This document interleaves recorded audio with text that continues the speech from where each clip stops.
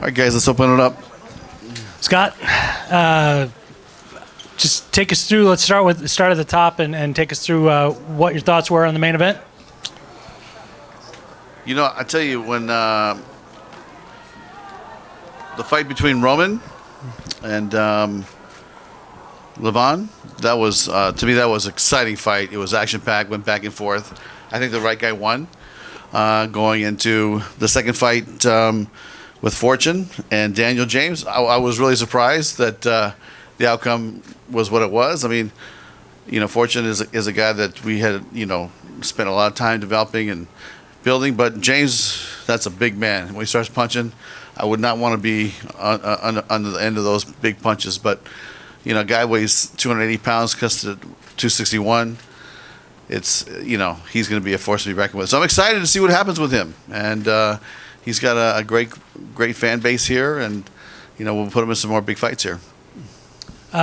Take us through the main event. Okay.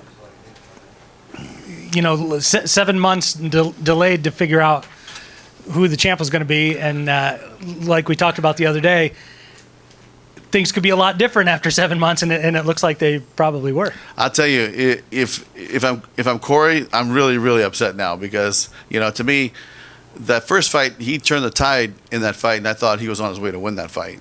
And then the cut happened, which he identified, and he brought it to Frank Trigg's attention, and the fight stopped. As you guys all know, that's what happened. And we went by the rules, and if he would just kept punching for 4 seconds, you know, he would have been the champ, won the $1 million, and won the tournament belt. So, you know, to fight in his hometown pretty much here, I know he's from Rockford, close by, and had a decent outing, but not enough to beat Nemkov. So it was Nemkov's night. I thought it was a very technical fight, went back and forth. You know, there's some good exchanges, heated exchanges, but you know, to me, I think Nemkov clearly won. If Corey would have not said anything to Frank in April, yep, and won the belt, do you think you still would have done a rematch? I mean, we might have seen this fight here tonight anyways? Yeah, absolutely. I mean, you know, we would maybe it would have been a rematch and the tournament would have been over.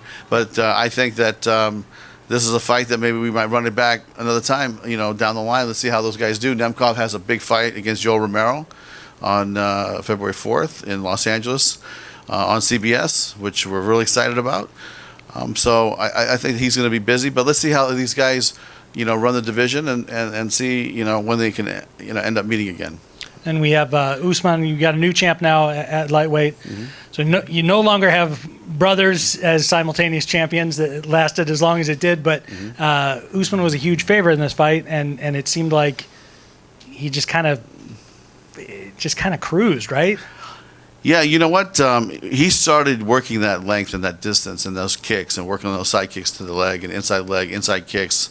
You know, and he just seemed like Pitbull did not have an answer for the distance that Usman could create between him and Pitbull. So he didn't have an answer, and you know, there were some good exchanges by Pitbull throughout the fight, you know, once in a while, but Usman was busy. If you look at his kick count or his striking count, I mean, it's really, I think it's pretty impressive. I think it's way up there. So, you know, clearly he dominated the fight. I don't think, you know, it was really even close. But, you know, Pitbull will be back. I think, you know, he's got a lot of gas left in the tank. And you know how it is. Sometimes you just have an off night, you know, and maybe you need time to figure it out. And he'll go back and watch this fight, watch a film, and I'm sure they'll develop a strategy to come back and, you know, to do it again. Do you guys have a time frame yet for when you will announce who is going to be in the lightweight Grand Prix? That's something that we'll probably announce soon, but I would say maybe in the next 2 or 3 weeks. Probably. Oh, that soon, huh? Yeah, we want to get this thing going sometime early next year. By early next year, I mean, would you start it at the show in LA? You know what? That hasn't been determined, really. We have a great main event with Fedor Emelianenko fighting Ryan Bader. Right. That's going to be a great rematch. And, you know, the past doesn't equal the future, you know, and so anything can happen. Fedor still, you know, like I said, he's still a great striker, and he's still a great fighter, has some good speed. And this will be his final fight. He's putting the gloves down in the cage. It's going to be a historical moment. I mean, this guy's done it all. He doesn't need to fight anymore. But he wants to fight one last time, and he wanted to fight Bader. He's on a 3-fight or 4-fight win streak. I think he's 3-1 in his last 4 fights, and like rank number 3. I think he deserves it, and we're going to put that fight together, and I think that's going to be a great fight. And then Nemkov fighting Yoel is going to be another great fight. We're going to add one more fight. The CBS portion will be 3 fights on television, and then we'll have a great undercard. But we haven't determined what that slot's going to be. Was it any work to get Fedor to agree to do it in LA? I mean, I know you guys have talked about wanting to do it in Russia at one point, and then obviously that's never going to happen. But was there any hesitation on his part to come over here and do it, or No. did he feel like he had no other option as well? You know what? I tell you, it's the world has changed since we went to Russia and promoted in October. So going back to Russia was not an option. We did have a date. I think it was July 11th at the in Red Square. It was going to be an amazing fight, and that was going to be Fedor's final fight. But for obvious reasons, we couldn't do it, and it just didn't happen. And he was waiting and waiting, and he wants to fight really bad, and he's going to be ready to go. And he wanted to fight Ryan Bader. He wanted to have a revenge fight. So, he could have said, look, I want somebody that's maybe ranked number 8, 9, 10. He wants the top guy, and so I respect him for that. And I tell you, he'll be ready. He's going to come, and he's going to be firing on all cylinders on February 4th. Hey, Scott. What can you tell us about this new CBS deal? It seems like a huge move for the promotion. Will it just be this one next event in February, or is it going to be all events moving forward? Well, the thing is, we've been, since the merger, we've been working on trying to get this done. And it's something that we had an opportunity to grab this slot. And this came down, I would say, in the last, 3 to 4 weeks. So we grabbed it. And then we're going to talk about what comes next after this fight.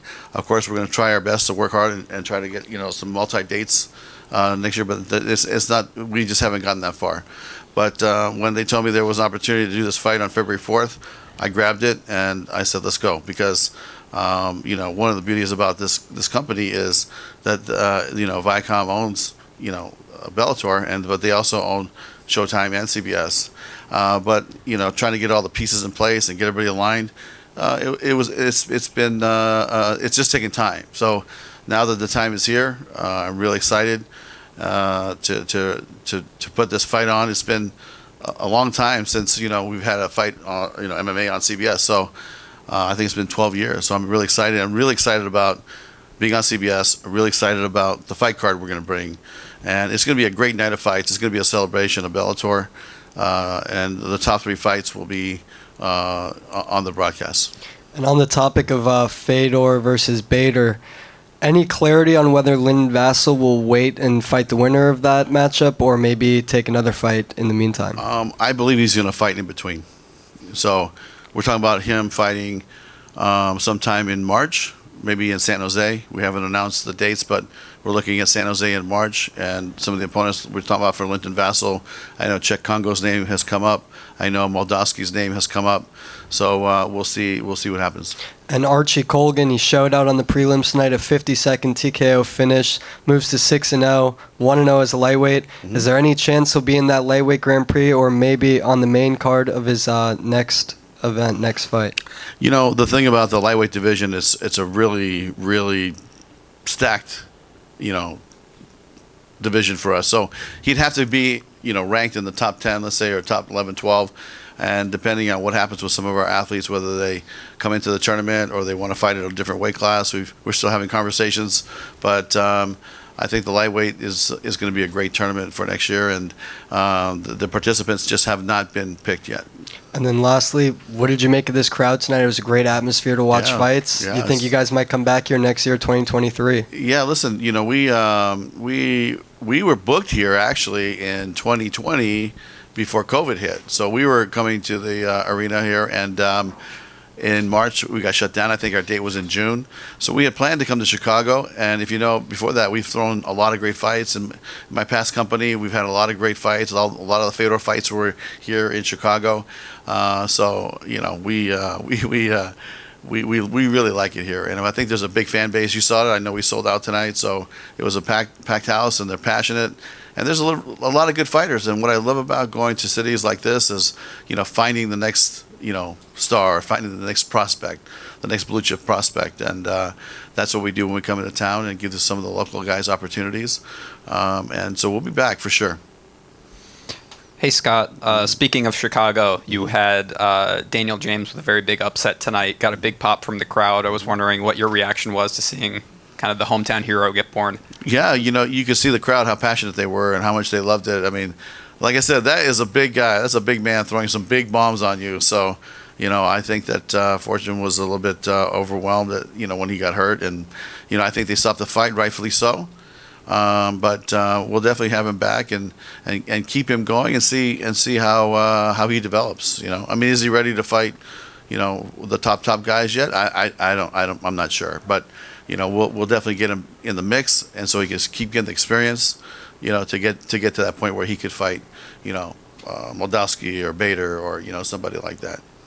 And you mentioned how happy you were to be back in Chicago, first time since 2019. Mm-hmm. But what about being in this, brand new arena as well? I think this arena is only 4 or 5 years old. Mm-hmm. How did it work tonight? Yeah, it's a beautiful arena. I think it looks really good on TV as well. I think it looked just looked fantastic, and it's intimate to where you can hear the fans when they cheer. It's loud in there. And you saw the reception to some of the athletes. I mean, that you could tell there were definitely some hometown favorites here tonight. And last one for me, you had Stotts and Sabatello here to do a little bit of promotion for their upcoming fight. Are you expecting this to be one of the biggest rivalries in Bellator? It seems like you guys are pushing it as such. You know what? I don't think that what you're saying is anything like acting. I think these guys really do not like each other. And that was really clear to me early on. And so, we're giving them opportunities to talk, speak their mind, and have a chance to get to know each other like they did tonight. But at the end of the day, it's going to be a great fight. And the winner of that fight will go on to the finals and, fight for the $1 million. So this is a really, really, really big moment for both those kids. And they both came out of nowhere. If you think about it, it's from let's say fighting on the undercard and worked their way up, and both those kids are super talented, and I'm really looking forward to that fight on December 9th at the Mohegan Sun. Hey, Scott, over here. He said to ask you after Usman's win or the fight if you would think he could maybe be Bellator's version of Habib. So what do you think now? Yeah, you know what? He showed me a lot tonight because every time he fights, I feel like he's a different guy, And so today he didn't, he definitely didn't want to get into some heated exchanges with Pitbull. So he fought smart, technical, started working that distance, made it really hard for Pitbull to come in, started doing some damage, and then there's a couple times he took him down and tried to get the submission and but I've seen other times where he goes straight to his wrestling and straight for the takedown. So. My thought on Usman is he's a dangerous fighter, right? He's got a lot of weapons. So anybody that fights him has to be very, very skilled and very good because this kid is young. He's got a lot to grow, but I'll tell you right now, he's one of our most dangerous fighters because he's so complete. He's got the complete game, right? When you talk about mixed martial arts, sometimes people have great wrestling. Sometimes they have great jiu-jitsu. Sometimes they have great striking. But he's able to do all three. And, I've been to his camp in San Jose. I've watched him train with his, Habib and Javier and all those guys. And it's a serious atmosphere. And it's like, it's like watching a pay-per-view fight, that you're watching these guys spar. That's a level that you're seeing these guys work out. And, there's no joking around in there. They're getting it on. So, when you have that level of expertise training you and teaching you and guiding you and the AKA has such a great gym, they probably have 60, 70 fighters there that, most of them are killers or top ranked guys. And, it's a dangerous gym and he's one of the most dangerous in that gym. So I've seen him develop for a while and he impressed me tonight. It's kind of crazy for you to see how popular he is already, too, because just looking at how early he is still into his Bellator career, despite just becoming champion, when you see how much of a star he kind of has already become. Yeah. And you know what? I saw it in his last fight when he fought in Seattle, too. He came out. I mean, there's fans waiting for him, and he had a big ovation when he came in. He had a big ovation when he fought. And so, he's on his way. Believe me, this kid's on his way. He's very special. And think about this. He's only 24 years old, right? I mean, that's one of the reasons why we went after him to get him, to sign him, is that we knew he was young, we knew he was talented. I watched him in the gym over there, and we said we got to grab this kid, and so we went out and were very aggressive and made a deal. And real quick, Scott, just wanted to get your thoughts on something we talked about yesterday with Dylan Danis's antics. I don't know if you saw it today, but he got into a bit of a scuffle with another one of your past fighters, Anthony Taylor. Did you see this? What do you think about this continual? I didn't see it, but I heard about it. Somebody told me about it, and I don't know. I'm not sure what to think about it. But all I gotta say is Anthony and to Dylan, like, you shouldn't be out there fighting for free. Is if you want to fight for free, please give me a call. But you're a professional prize fighter, and you should fight in the cage or do it in the ring or But I'm not sure what the tactics there are. Well, I gotta ask too, is it a little bit frustrating at all though to see Dylan specifically continue to get into these things, because people will associate him, with Bellator because it's the last place he's fought, and it's despite it being a while, they'd be like, oh, he's a Bellator guy and he's causing all this trouble. Is that annoying at all for you? I'll tell you the thing that is really, I'll say frustrating is when you think about Dylan Danis, the guy has a great ground game. He's one of the best jiu-jitsu guys on the planet at one time, right? So, we signed him. We wanted to develop him. We wanted him to, come into our system and start fighting and fight tougher guys and work your way up. But I think that, got sidetracked a little bit and, other things get in the way. And I don't even know how to respond. But, to me, he had a lot of potential, and so, we can't make him do it. He's got to want to do it. But right now he's doing something else. All right, thanks, Scott. Hi, Scott. Congrats on another successful event. Vadim Nemkov showed his heart. He defended all the takedowns. He did everything right tonight. Got the win. Do you think he's the best light heavyweight in the world? Well, he is right now, right? Until somebody dethrones him, that's how I feel. I mean, I think Corey's had good success against other leagues, champions or runners-up, and Nemkov looked really impressive tonight. So, to me, I can only speak to Bellator actually, and really it's like, until he gets beat or he gets dethroned, loses the crown, I think he's definitely, one of the best on the planet. Scott, one quick one for me. Just looking ahead to 2023, are there any other venues or locations you're looking at that maybe Bellator hasn't gone to that you'd like to target in the near future? Absolutely. But I can tell you this, I can't give specific dates, but we are going to revisit some, we like to go to LA. We like to go to the Bay Area. We go back to the Mohegan Sun a lot. We will be revisiting Pechanga, the casino in Temecula. Again, they've just reopened up. They were closed down because of COVID. We will be going back to Hawaii again this year for the 2 shows. We do a Friday night military show and Saturday night open to the public. We will be going back to Paris. We're going to be doing the fight in Tokyo at the end of this year against Ryzen. So we do have a lot of venues that we've returned to, and we have a couple new ones that we're going back to. But when I think about international expansion, some of the countries that come up in my mind is maybe Amsterdam, maybe Stockholm, something in Europe. But domestically, we're going to continue to go to a lot of the cities that we have gone. But don't be surprised, especially expanding to come back to the East Coast.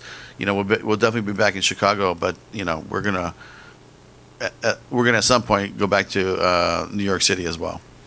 Great. And then one other quick one for me. You had mentioned the February 4th card as well. Just kind of curious, for the undercard, will those fights be on Showtime, or will they also be part of the CBS broadcast? So the undercard fights will air like the undercard fights here tonight. You'll be able to find them on Pluto, the Bellator MMA channel on Pluto TV.